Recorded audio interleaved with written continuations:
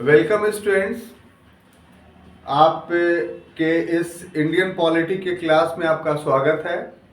और आज Indian polity के क्लास में एक नए अधिनियम के साथ हम उपस्थित हुए हैं और वो अधिनियम है 1892 का भारतीय परिषद अधिनियम।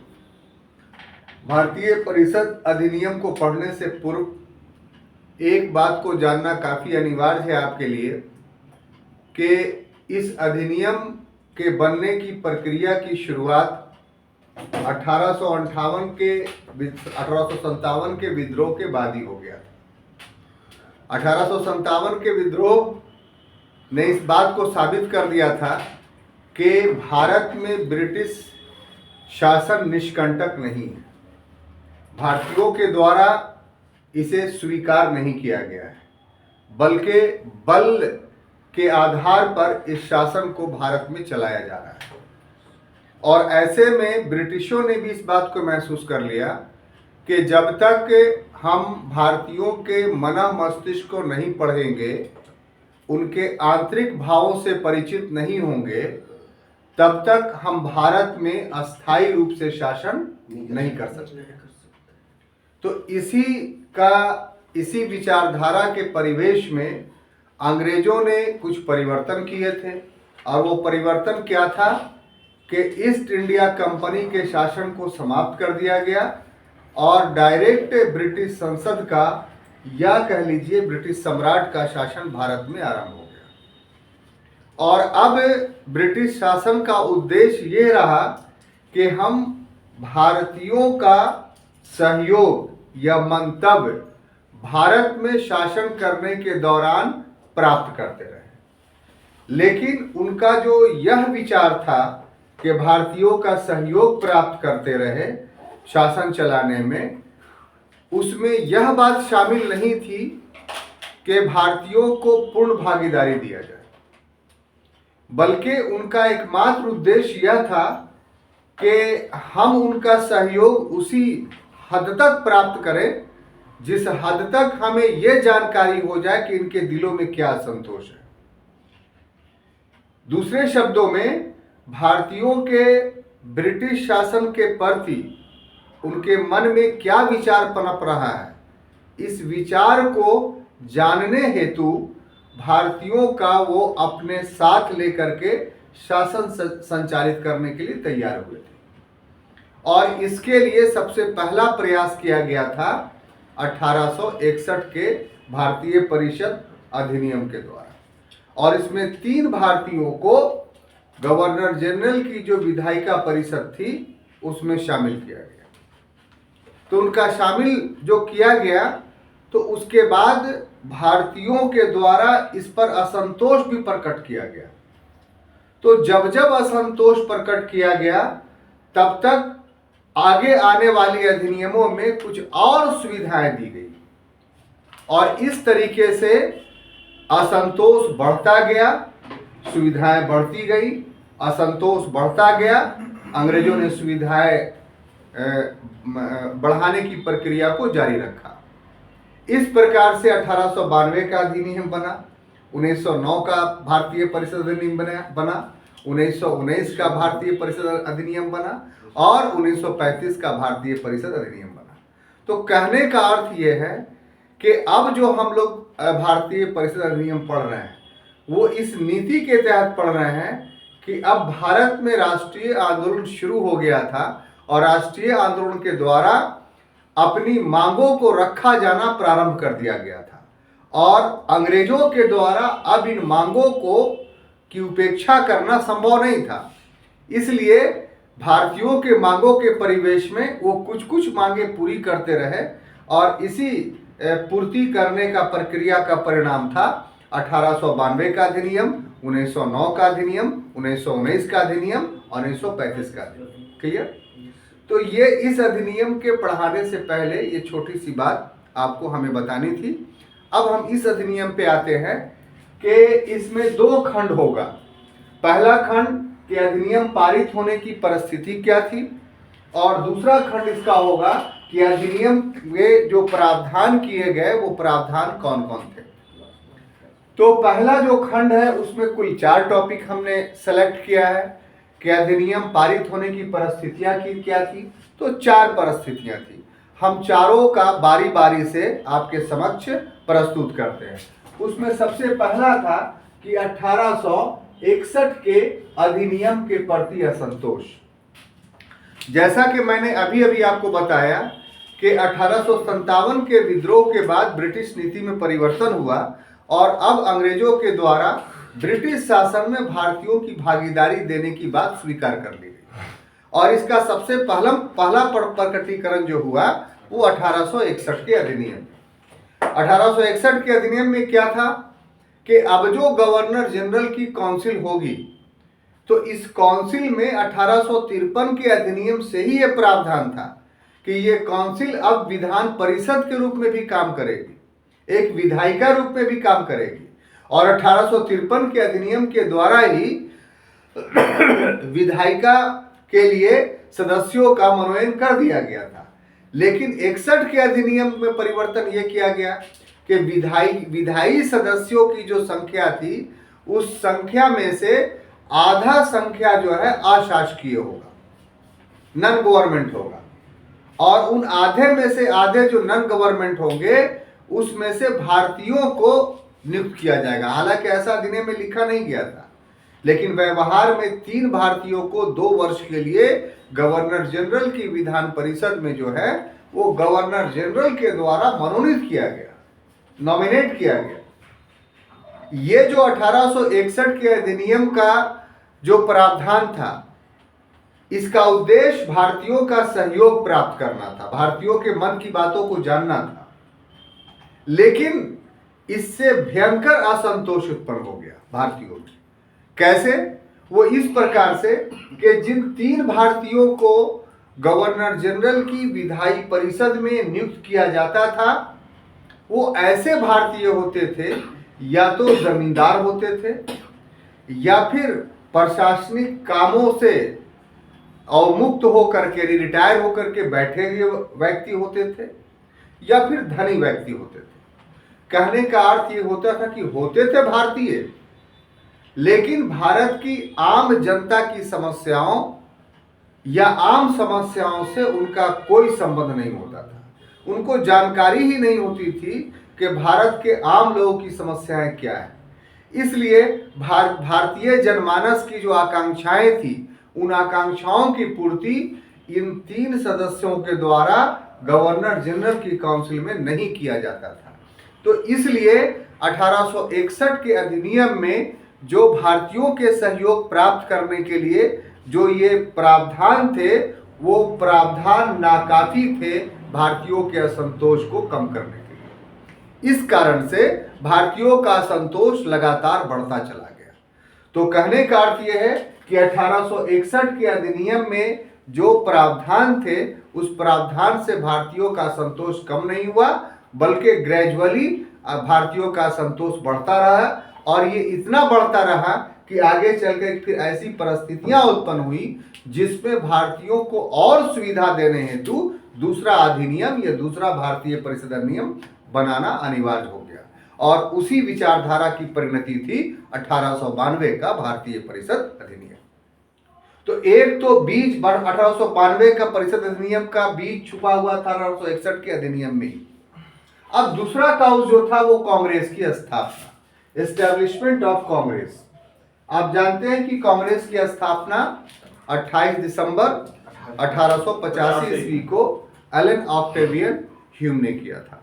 हिस्ट्री के क्लास में एक विहंगम अवलोकन इस पर हो चुका था, लेकिन हम लोग कांग्रेस की स्थापना का जो घटना है उस घटना को 1892 के भारतीय परिषद अधिनियम की पृष्ठभूमि के रूप में पढ़ रहे हैं, इसलिए अब इसकी व्याख्या दूसरे ढंग से किया जाएगा। इस परिवेश में जो बातें उभर करके सामने आई हैं या इस परिवेश में जो बातें आपको जाननी है वो ये जाननी है कि भारत में अब 1857 के बाद राजनीतिक जागरण पूर्व की तुलना में ज्यादा हो गया था और राजनीतिक जागरण लाने वाले जो लोग थे वो भारत के मध्यम वर्ग के लोग थे, यानी बुर्जुआ वर्ग के लोग थे। ठीक है। देखिए यहाँ पर एक बात ध्यान देने योग्य है कि क्रांति जब भी शुरू होती है, चाहे देश कोई भी हो, वो मध्यम वर्ग या बुर्जुआ वर्ग के द्वारा शुरू किया जाता है। क्रांति में एक बैग कभी भी संपूर्ण जनमानस भाग नहीं लेता है, कहीं भी ऐसी परिपाटी नहीं पाई गई है, क्योंकि संपूर्ण जनमानस अपने दैनंदिन प्रतिदिन के जो उसके रोजगार होते हैं, जो काम होते हैं, उससे उसको फुर्सत ही नहीं मिलता है कि वो व्यवस्था, सड़ी गली व्यवस्था पर विचार करे या अपने दीनहीन व्यवस्था को सुधारने का प्रयास करे। ये प्रयास जब भी किया जाता है तो मध्यम वर्ग के द्वारा, बुर्जुआ वर्ग के द्वारा किया जाता है। अब आपके सामने एक समस्या फिर उत्पन्न हो गया कि सर ये मध्यम वर्ग और बुर्जुआ वर्ग क्या होता है?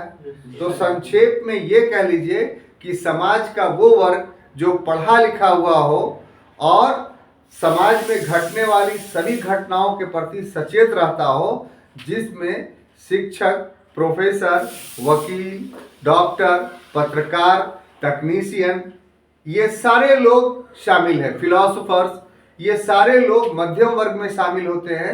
इन्हीं को क्रांति की भाषा में बुर्जुआ वर्ग कहा जाता है। कितनी खूबसूरत बात है। इन्हीं मध्यम वर्गों को क्रांति की भाषा में बुर्जुआ वर्ग बोला जाता है। आपको जान करके दिवाकर जी बहुत ताजुब होगा कि हमारे यहाँ पढ़े हुए लोग, लिखे लोग थे, ऐसा बात नहीं था कि नहीं, लेकिन हमारे यहाँ बुर्जुआ वर्ग का उदय 19वीं शताब्दी में हमारे देश में। पढ़ा लिखा हुआ लोग जब तक उनके दिलों में असंतोष पैदा ना होता हो, तब तक पढ़ा लिखा हुआ लोग बुर्जुआ वर्ग नहीं बनता है। कितनी खूबसूरत बात। तो कैसे हमारा भारत का पढ़ा लिखा हुआ वर्ग बुर्जुआ वर्ग बना? इसके लिए उत्तरदायी जानते हैं क्या था? हालांकि 1853 के पहले भी ये उदित होना शुरू हो गया था, लेकिन 53 के अधिनियम में एक ऐसा प्रोविजंस हुआ था कि जिस प्रोविजन ने भारत में बुर्जुआ वर्ग को जन्म दे दिया। और प्रोविजन क्या था जरा बताइए तो प्रतियोगिता परीक्षा का ब्रिटेन में आयोजन, आईसीएस का। अभी तक आईसीएस लोग बोर्ड ऑफ डायरेक्टर के मनोनयन से बन रहे थे, पूर्व के क्लास में पढ़ा चुके हैं। लंदन में क्लास हो। हाँ, इसमें अब प्रोविजन क्या किया गया कि नहीं साहब, अब ऐसा नहीं होगा। अब आपको परीक्षा देनी पड़ेगी, वो परीक्षा पास करना पड़ेगा और तब जाकर करके आप आईसीएस बनेंगे या आईपी बनेंगे।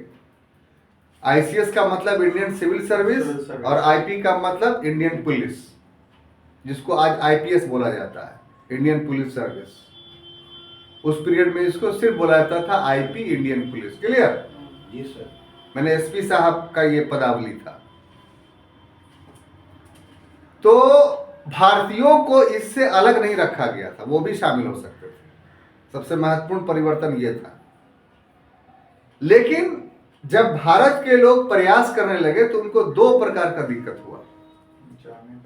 एक तो इसका आयोजन लंदन में होता था और दूसरा आयु कम थी। शुरू में 21 वर्ष रखा गया तो कुछ हद तक बर्दाश्त कर लिया कि जो जमींदार धनी मानी लोग थे भारत के, पैसे वाले थे, तो उनके बच्चे जो है जाकर करके कंप्लीट कर लेते थे बड़ी बहुत मुश्किल से। जिसमें सबसे पहला 53 में हुआ, लेकिन पहला भारतीय जो कंप्लीट किया वो 1863 या 61 में शायद सत्येंद्र नाथ टैगोर या सत्येंद्र नाथ बोस बनर्जी, और उसके बाद 68 में जो है सुरेंद्र नाथ बनर्जी सहित 3 और लोगों ने आईसीएस बने थे। लेकिन जैसे ही 4 लोग बने थे 68 में, वैसे ही क्या किया था गवर्नर जनरल ने, 21 से 19 वर्ष कर दिया। नहीं 18 नहीं 19 वर्ष।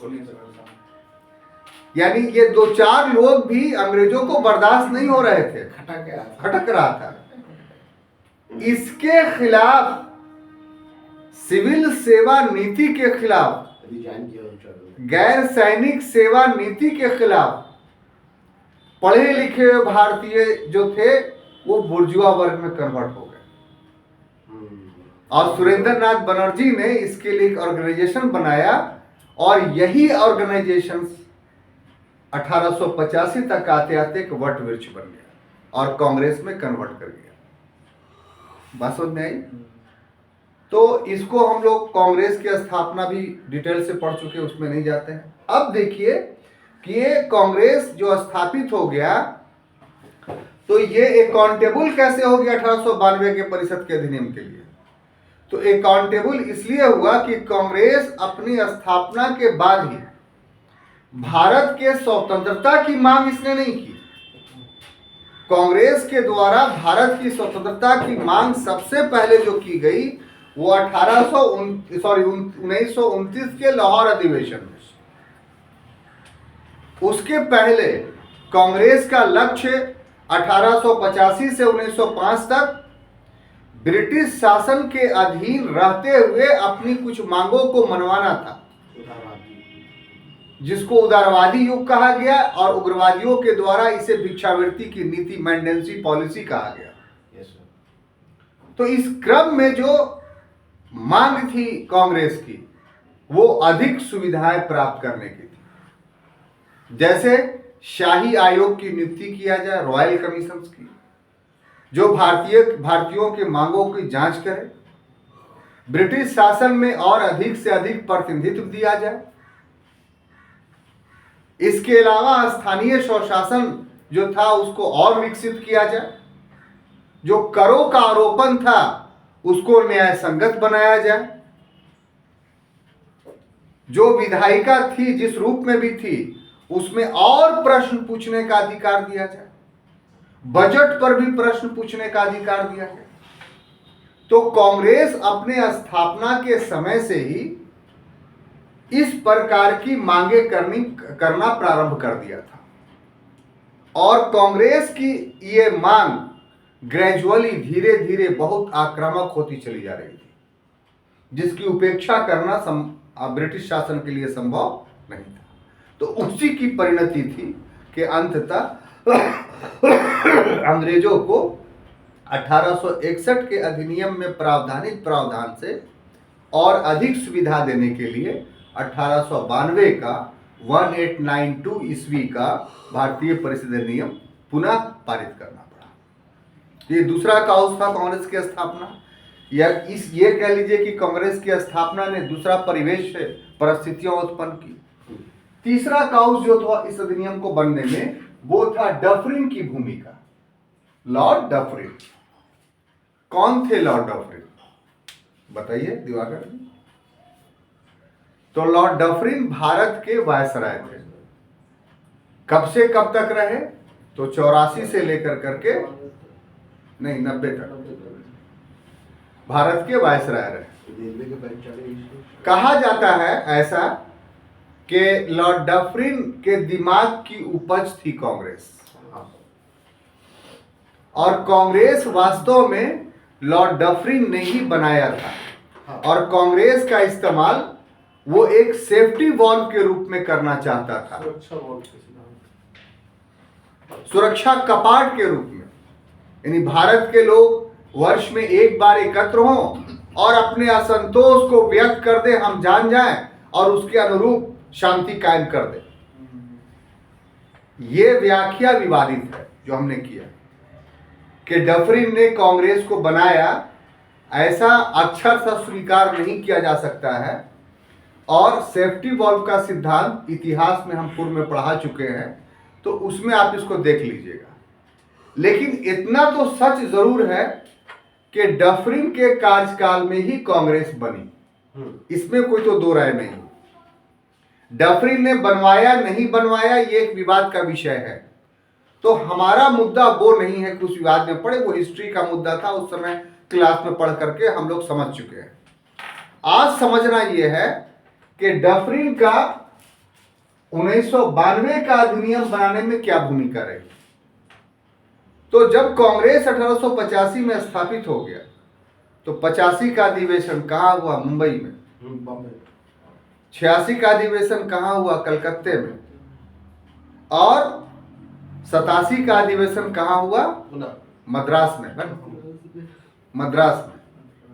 आपको जानना चाहिए इस बात को, शायद जानते भी होंगे कि ये तीनों अधिवेशन जो हुए थे मिश्रा जी, तो इन तीनों अधिवेशन को करवाने की सारी व्यवस्था गवर्नर जनरल करता था, डफरिन करवाता था।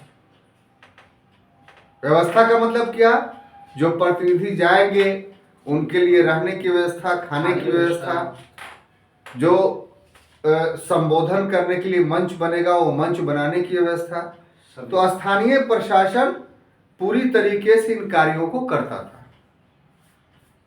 लेकिन 1888 का जब चतुर्थ अधिवेशन इलाहाबाद में हुआ, जिसकी अध्यक्षता एक अंग्रेज ही कर रहा था, जॉर्ज यूले, तो उस समय लॉर्ड डफरिन की नीति बदल गई।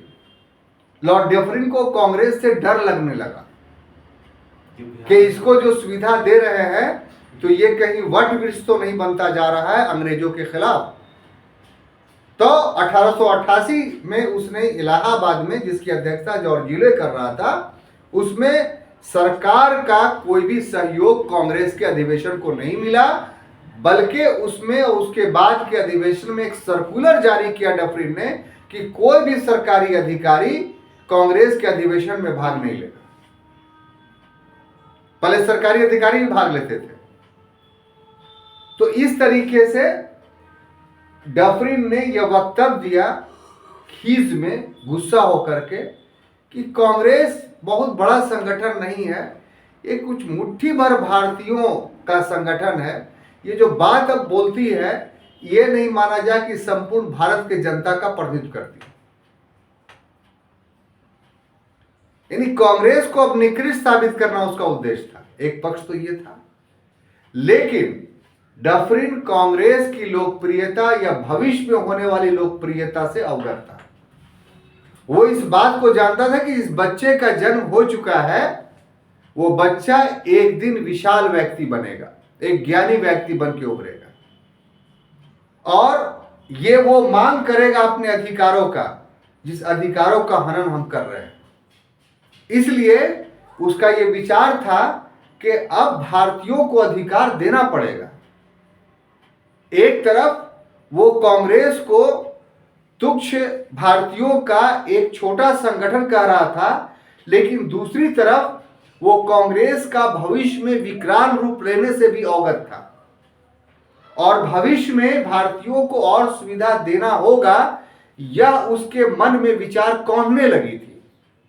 इसलिए उसने अपने काउंसिल के एक सदस्य के नेतृत्व में एक कमेटी बनाई और उसको इस जांच करने का आदेश दिया कि आखिर भारतीयों को और कौन कौन सी सुविधाएं दी जा सकती हैं भविष्य में, जिसके कारण जो है वो साहब और बड़ा विद्रोह नहीं कर सके। तो ये द्वंद्वात्मक जो नीति थी लॉर्ड डफरिन की, वो द्वंद्वात्मक नीति ही 1892 के भारतीय परिषद अधिनियम बनने का आधार था।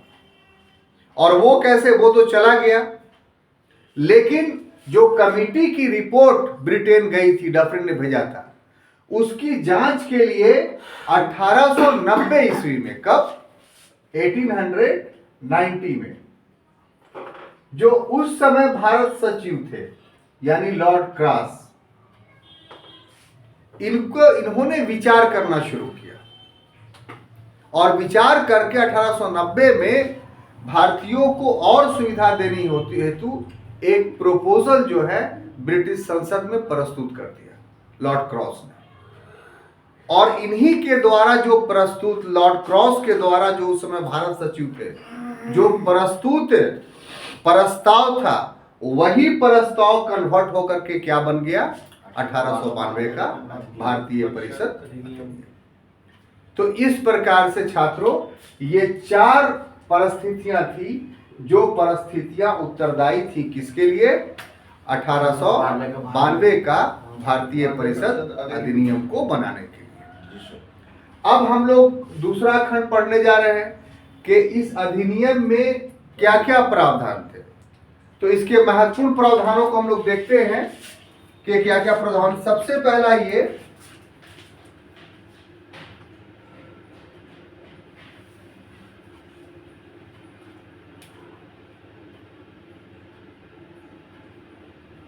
कि केंद्रीय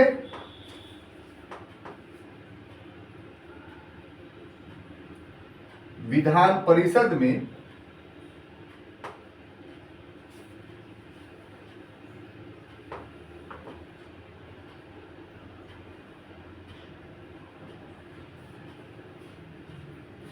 सदस्यों की संख्या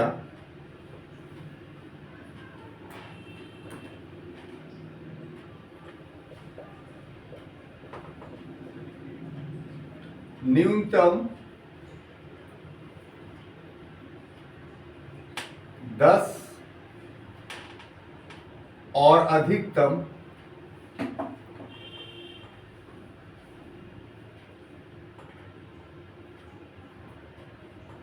16 कर दी गई।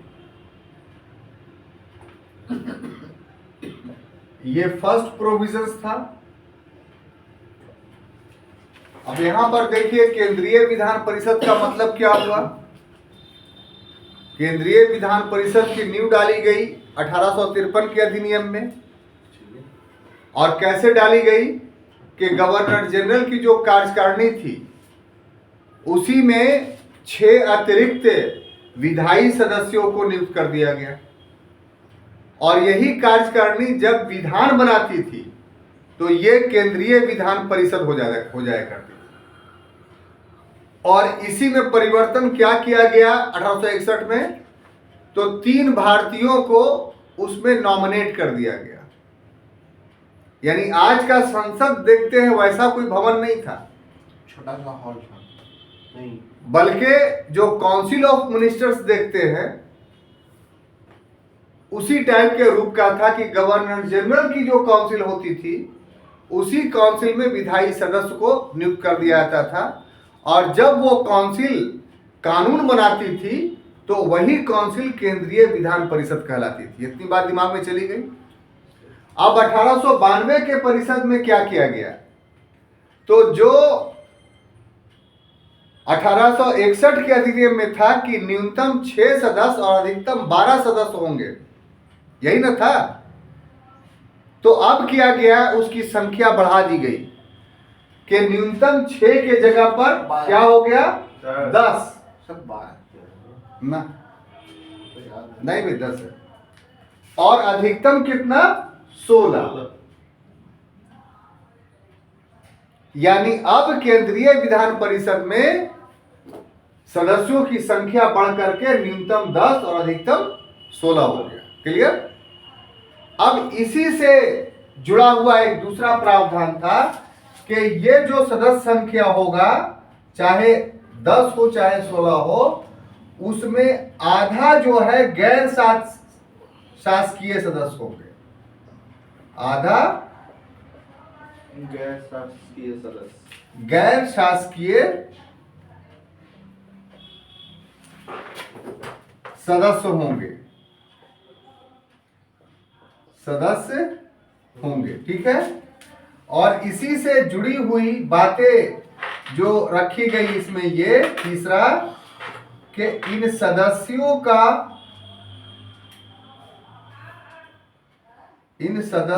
के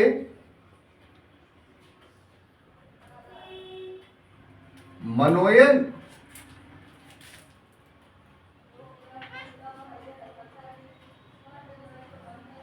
ब्रैकेट में चुनाव लिख देते हैं हेतु नियम गवर्नर जनरल द्वारा बनाया जाएगा, गवर्नर जनरल द्वारा बनाया जाएगा। ठीक है।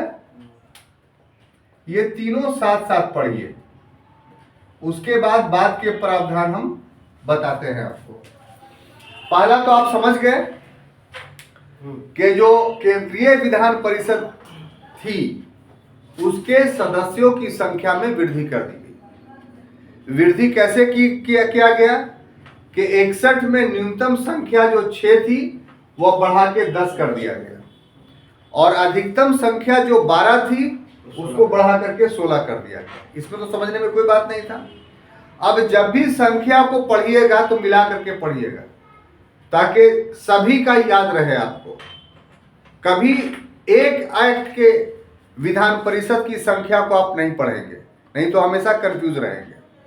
जब 92 का पढ़ रहे हैं तो 61 का ही पढ़ लीजिए, 1909 का पढ़िएगा तो 61 और 92 दोनों का पढ़ते वक्त दिमाग में रखिएगा, तो आपको हमेशा के लिए याद रहेगा। अब इसी से जुड़ी हुई बात ये थी कि आधा सदस्य गैर शासकीय होगा, ठीक है।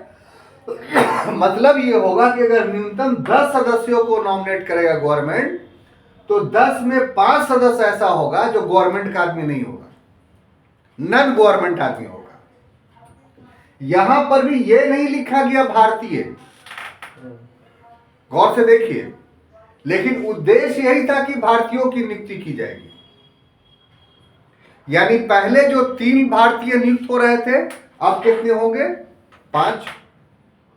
मान लिया 10 होगा तो 10 का आधा कितना होगा? 5, ठीक है।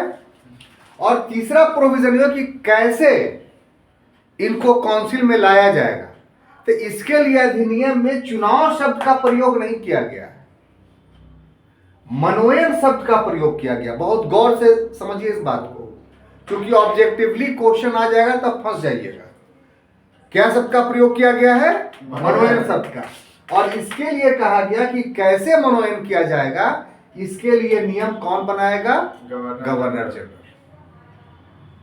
अब गवर्नर जनरल ने नियम बनाया बाद में, तो उसको इसी अधिनियम में पड़ेगा कि किस तरह से चुनाव होता था। लेकिन उसके पहले और जो प्रोविजंस है उसको हम लोग देख लेते हैं, ठीक है। तो अब यह है कि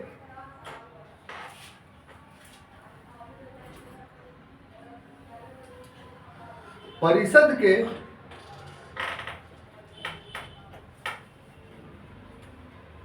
सदस्यों को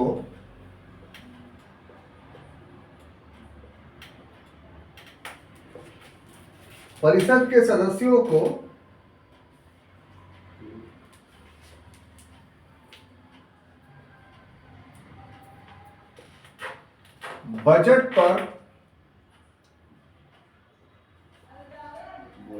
अपना विचार रखने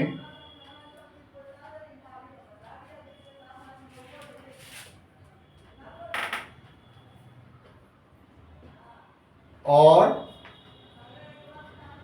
सामान्य मुद्दों पर, सामान्य प्रश्नों पर, सामान्य विषयों पर प्रश्न पूछने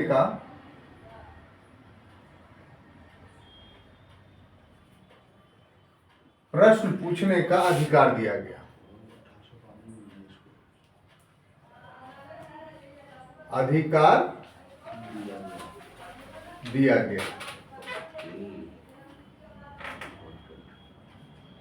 परंतु इसमें एक अंतर था, परंतु पूरक प्रश्न पूछने का अधिकार नहीं दिया गया। यह बहुत इंपॉर्टेंट है।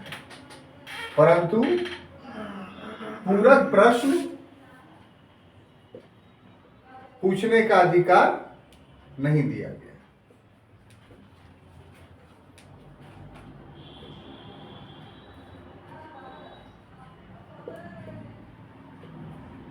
ठीक है। तो अब देखिए गौर से कि 1861 के अधिनियम की तुलना में 1892 का जो भारतीय परिषद अधिनियम था वो अधिक व्यापक था, भारतीयों को अधिक अधिकार दे रहा था। पहला तो ये कि सदस्य संख्या के मामले में पहले 3 ही थे, अब 5 हो जाएंगे। दूसरा तो ये था कि पहले एकदम नॉमिनेट ही होंगे, लेकिन अब है कि नहीं, नॉमिनेट होंगे, लेकिन नॉमिनेट कौन होंगे इसके लिए भारतीयों के द्वारा ही चुनाव किया जाएगा। कैसा चुनाव होगा वो प्रक्रिया गवर्नर जनरल तय करेगा। तो कुछ 61 से भारतीयों को कुछ अधिकार चुनाव में दिया गया, हालांकि सीमित रूप से था, देखेंगे कैसे था। और तीसरा यह कि 1861 के अधिनियम में उनको बजट पर कुछ बोलने का अधिकार ही नहीं था, और न समान विषयों पर कुछ प्रश्न करने का अधिकार था। आओ देखो जाओ, सिर्फ अपनी बात जो है रख दे। देखिए हुजूर, मेरा विचार ये है, मेरे दिल में इतना इतना जख्म है, इतने इतने फोले हैं, उसको देख लीजिए बस। इन फूलों का इलाज कीजिए, आप उस पर मरहम लगाइए, ये सब अधिकार नहीं था 1861 के दिन। बात को समझिए। लेकिन 92 में थोड़ा दे दिया गया कि ठीक है हल्दी चूना लगा देंगे, घबराइए नहीं। तो पहले क्या दिया गया कि परिषद के सदस्य अब बजट पर विचार कर सकते थे। बजट ही महत्वपूर्ण था। विचार का मतलब कि इनको भी वो कागज मिलेगा कि इतना प्रस्ताव है, इतना इस पर खर्च होगा, इतना इस पर खर्च होगा, तो इस पर जो है अपना विचार रख सकते थे। ये विचार मत योग नहीं होता था। ऐसा नहीं कि विचार रखे और उस पर वोटिंग हुआ और तब पास होगा। सिर्फ आप विचार रख सकते थे। लेकिन चलिए, जिसको देखना ही मना था उस पर विचार रखने का अधिकार मिल गया, तो बहुत बड़ा अधिकार था ये। और दूसरा, पहली बार सामान्य विषयों पर, सार्वजनिक विषयों पर कोई घटना घटी, कुछ हुआ, तो उस पर प्रश्न करने का अधिकार मिल गया भारतीयों को। कोई घटना घटी, भारतीयों पर कोई जुल्म हुआ, तो वो प्रश्न काउंसिल में उठाने का अधिकार मिल गया। लेकिन पूरक प्रश्न करने का अधिकार नहीं मिला। ये बहुत इंपॉर्टेंट बात है। पूरक मतलब क्या? सप्लीमेंट्री क्वेश्चन, जैसे एक क्वेश्चन आपने किया, क्या भाई, जैसे एग्जांपल दे देंगे तो आप समझ जाइएगा कि अमुक व्यक्ति का मर्डर हो गया हुजूर, क्यों मर्डर हो गया? अच्छा। तो गवर्नर जनरल या उससे संबंधित जो सदस्य है काउंसिल का बोलेगा हाँ ये मर्डर हुआ है, हम इसकी जांच करवा के कार्रवाई करेंगे। ये जवाब हुआ। लेकिन इसी पर सदस्य ये जानना चाहता है कि कब तक कीजिएगा, एक टाइम बाउंड दीजिए।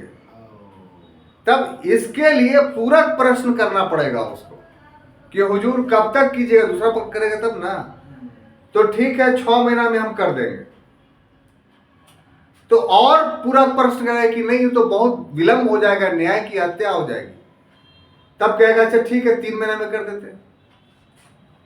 तो प्रश्न से जो प्रश्न निकलता है उसको पूरक प्रश्न कहते हैं। तो 1892 के अधिनियम में सदस्यों को पूरक प्रश्न पूछने का अधिकार नहीं दिया गया था। ये अधिकार 1909 के अधिनियम में दिया गया था। पूरक प्रश्न पूछने का? हाँ, तो ये बहुत इंपॉर्टेंट है पूरक प्रश्न वाला मामला, ये वाला। तो इसलिए इसको हमेशा अपने मस्तिष्क में लॉक रखिए, कंफ्यूज ना कीजिएगा। प्रश्न पूछने का अधिकार 1892 के अधिनियम से मिला, पूरक प्रश्न पूछने का अधिकार 1909 के अधिनियम से मिला। चलिए हो गया, बात समझ में आई। अब देखिए आगे क्या होता है, कौन से प्रोविजंस है उसको जानिए आप। तो प्रांतीय विधान परिषद, क्या चीज? प्रांतीय विधान परिषद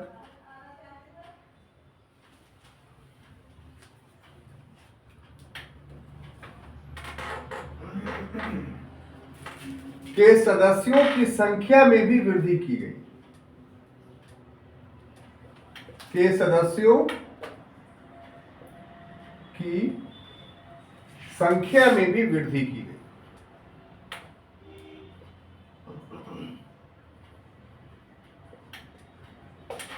जी सर। और वो कैसे, तो संख्या जान लीजिए।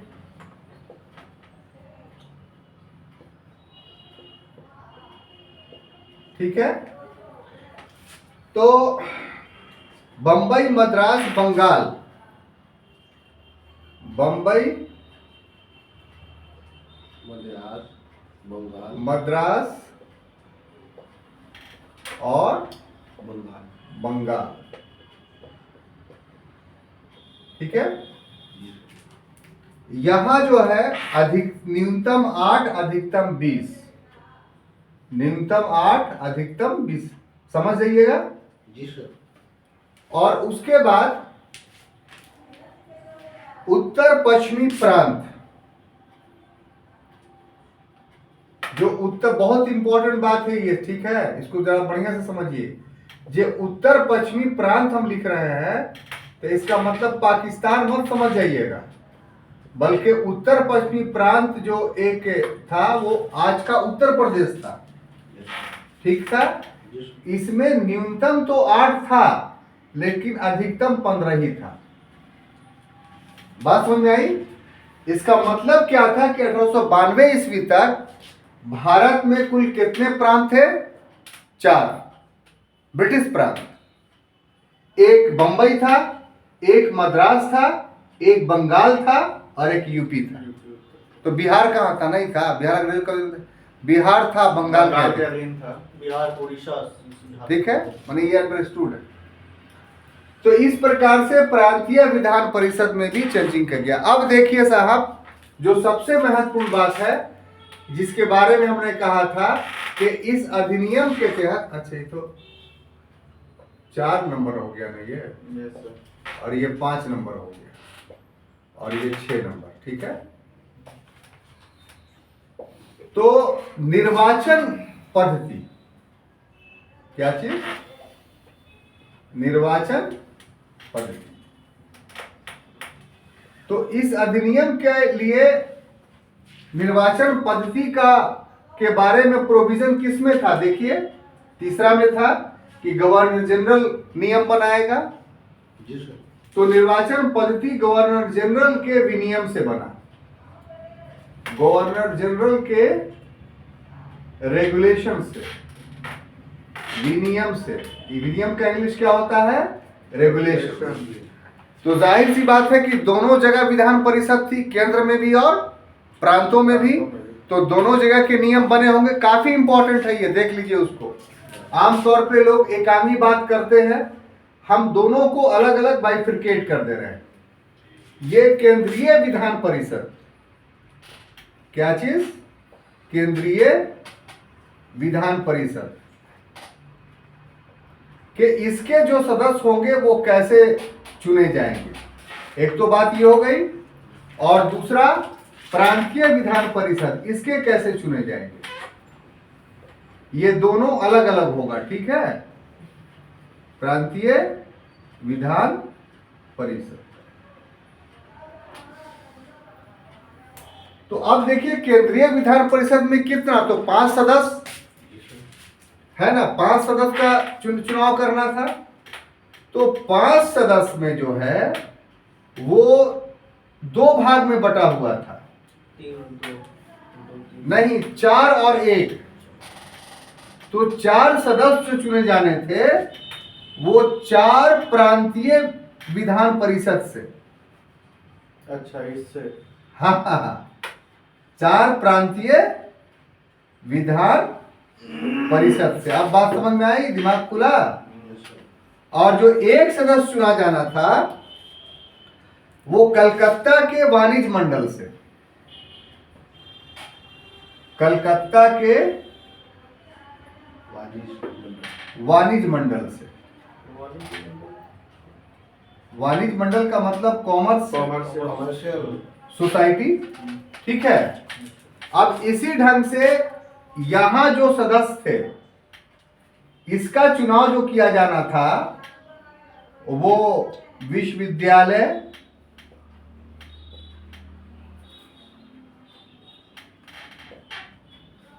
के सीनेट से,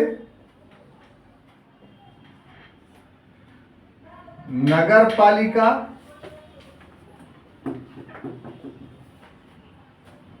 नगर निगम, इनके सदस्यों के द्वारा। मतलब समझ में आई कि केंद्रीय विधान परिषद के जो 5 थे उसमें तो आप जान लिया कि 4 प्रांतीय विधान परिषद। ये 4 जो प्रांत है वहां एक एक से जो वहां विधान परिषद अपने में से चुन के भेजेंगे, और एक कलकत्ता के वाणिज्य मंडल से। ठीक है। लेकिन जो प्रांत का विधान परिषद है, जैसे एग्जांपल के तौर पर बंबई में 8, तो यहाँ भी तो 4 सदस्य चुने जाएंगे। तो वो कहां से चुने जाएंगे? तो विश्वविद्यालय के सीनेट, नगर पालिका, नगर निगम के सदस्यों के द्वारा, ठीक है। तो ऐसी परिस्थिति में एक बात और आपको जाननी है, वो ये कि क्या ये चुन करके यदि भेज दिए तो वो गवर्नर, केंद्रीय विधान परिषद, ये प्रांतीय विधान परिषद के सदस्य हो जाएंगे? तो इसका जवाब होगा नहीं। ये जो चुनाव था वो सिर्फ अनुशंसा मात्र था,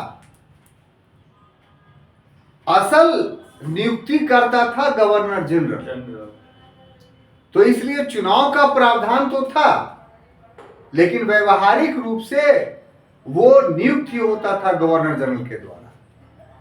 तो इस प्रकार से 1892 के अधिनियम में जो चुनाव के प्रावधान थे वो व्यवहारिक नहीं थे, उसमें भी गवर्नर जनरल का हस्तक्षेप पूरी तरीके से था। लेकिन इतना कहना पड़ेगा कि जो पूर्व के प्रावधान थे 1861 के अधिनियम में, उससे कुछ व्यापक प्रावधान 1892 के अधिनियम में किया गया, और ये इसलिए कि भारतीयों का असंतोष दिन ब दिन बढ़ता चला जा रहा था। हम समझते हैं कि आप 1892 के अधिनियम को पूरी तरीके से समझने में सफल हो गए। हम अगले क्लास में कुछ दूसरे विषयों के साथ आएंगे, तब तक के लिए अनुमति दीजिए। धन्यवाद।